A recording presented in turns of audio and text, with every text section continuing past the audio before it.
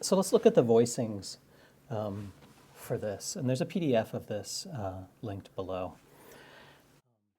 These voicings are based on the melody note, but I'm going to give them to you just as voicings, and then we'll work on connecting them after that.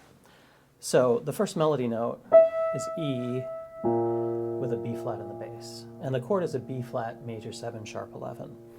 The way we're going to do this chord is we're going to think of this as three things. We've got the bass note, we've got the third and the seventh of the B flat major 7 chord. Okay, and then with the melody note, we're going to play a C major triad with the E on top.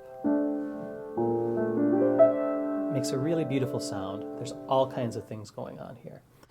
First of all, if you look at what I'm playing, if I leave out the bass note, and I just play this, this is a kind of voicing called a so what chord. A so what chord has these fourths, so 3 perfect fourths and a major third on top. All right, I can take this chord and I can conceive of it as a so what chord, but if I put a B flat under it, it's also a B flat major 7 chord with a third and seventh. And the C major triad is an upper structure. And it gives us this really beautiful chord here, this B flat, major 7, sharp 11. This chord is if your hands are large and you can do root, third, seventh, all with one hand, that's amazing. Good for you. I can't do that. I can sort of squeak that out if I want to play them all together. But what I usually do is either just play it like this and then add the B flat. Or I might go hit the outer voices and arpeggiate up. Okay, there's different ways, different things you can do. But either way, this chord has 3 elements. It has the bass note, the third and seventh in the middle, and the upper structure here, which is a C major triad with E on top. And all of this works perfectly to give us the bass note and melody, give us third, seventh, upper structure, and these form this beautiful so what voicing. Now the next chord is A7 with some alterations, which we'll talk about. But first of all, again, we're going to think of the root and then the third and seventh. That gives us the A7. The melody note in this spot is a C natural, which of course clashes with the C sharp, and we're going to play an F major triad here. So there are 3 elements. There's the root, the third and the seventh, and the F major triad.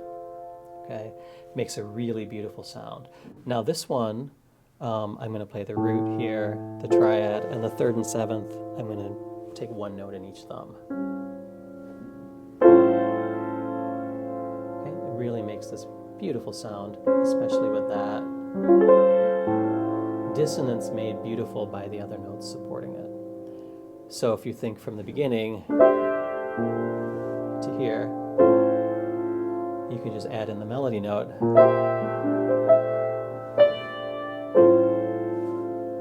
And then we go to the next chord. The next chord is a D minor 7 chord with A on top. And you may recognize this voicing. This is again perfect fourths with a major third on top. This is a so what voicing right here.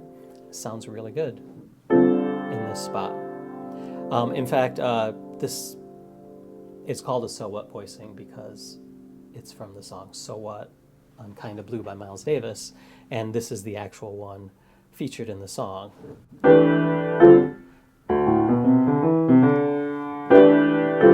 Okay, so we're just playing that one here. That's the chord for this spot in the piece. The next one, chord, has D flat in the bass, second half of the measure. Okay, and I want to conceive of this like some of the other ones where we have the root, the third and seventh, and a major triad in the right hand, which is an E flat major triad, which gives us the G natural on top, which is the melody note. Okay. Now, I want to conceive of it this way, as root, third and seventh, and this, but when I'm playing it in this spot with this note on top, I want to leave out the B flat to just make it sound a little cleaner. Okay, but I want us to know that the B flat can be there in case we rearrange notes, and we can draw upon that note later. Okay, so we've gone from here to this one, here, and then the next one has F on top and C on the bottom. This is a C minor 7 chord. This one sounds great. Just super simple. You stack up thirds. Root, third, fifth, seventh, ninth, 11.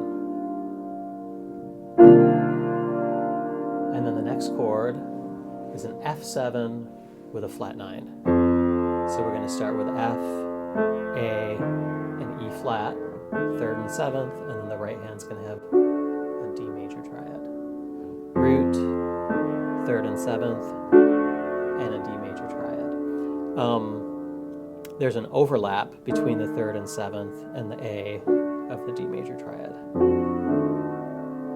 This is really great coming from the previous chord, because the previous chord was this. And then if we want to go here, do you see how this actually goes?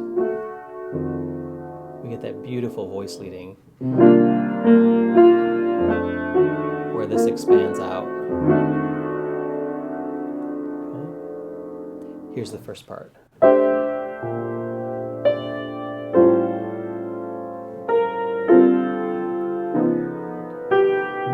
Now the melody comes up here, but the chord is down here. That's the first 4 measures of the song.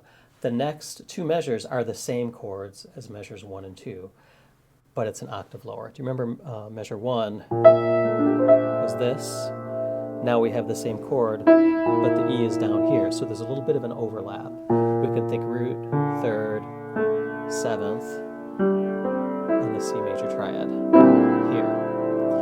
Now, rather than overlapping my thumbs here, I just clean it up by doing that, or maybe even that.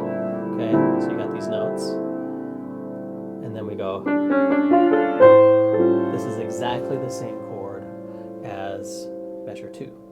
It's that A7 with the F major triad on top. And then we go. So here, this is like the C minor 7 voicing from up in measure 4. This is a minor 7 chord with the 11th on top, and it works beautifully just to stack thirds up. Okay. And then we go to the next chord. This is an E7 chord.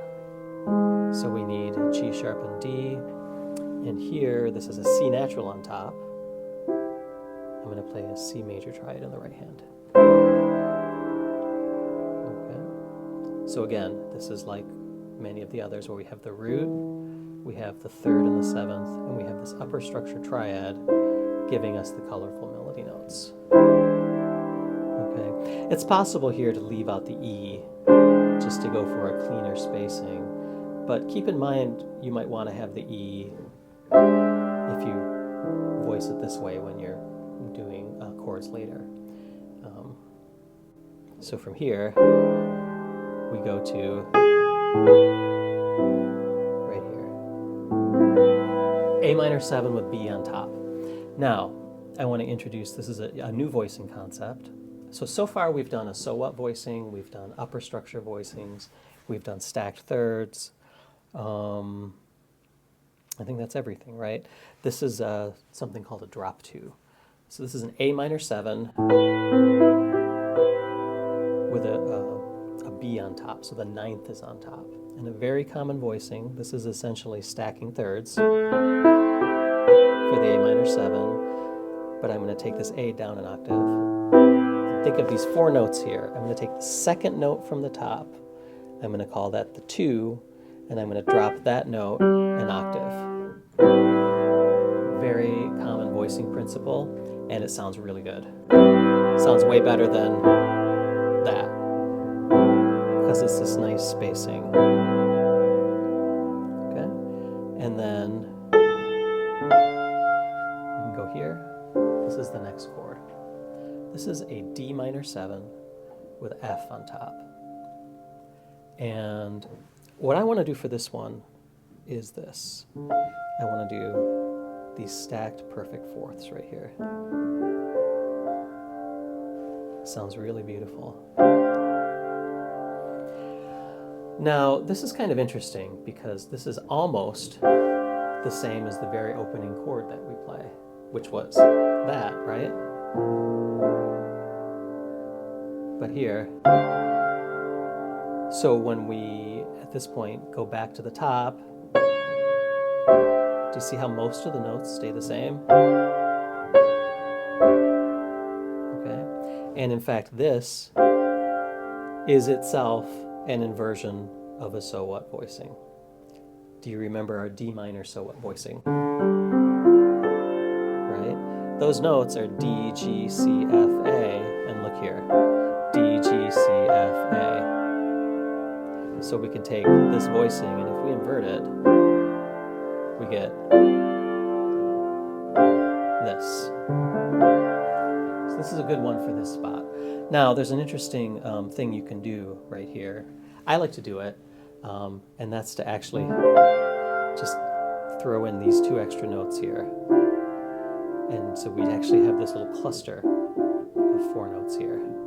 You got to play these really softly, but it gives this really beautiful harmonic shimmer, this overtone shimmer in the spot. Sounds very Bill Evans to me in that spot. And then we're back to the beginning. And here we go through all the voicings again. This is that upper structure voicing. So what? Upper structure, stacked thirds, upper structure voicing, upper structure, here's stacked thirds.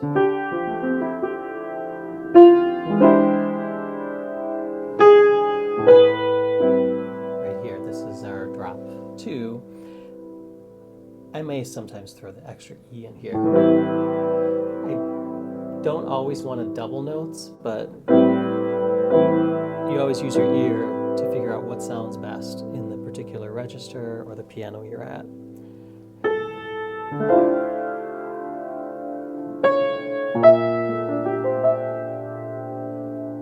Okay. So that's kind of the voicing concepts through that melody. I want to show you an advanced thing you can do with these voicings once you start working with them. You can take them and think of them again as 2 separate things, like you've got, or 3 separate things, excuse me. You've got the bass, you got the 3rd and 7th, and you got this triad. So you can take this triad here and you can arpeggiate it. And you can kind of follow along down here with this. So you could go, okay. Or another thing you could do is do a sort of a doubled arpeggio in the right hand, and the left hand can tag along on the 3rd and 7th. And then you go to the next chord, F major. Really beautiful sounds.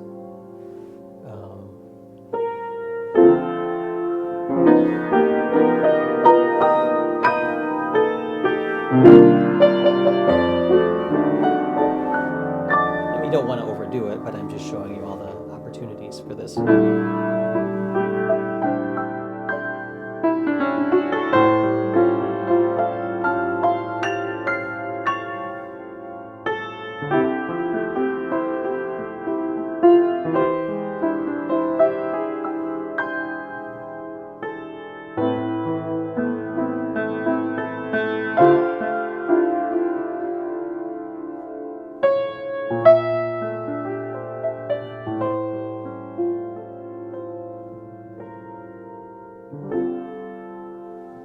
And when the song ends.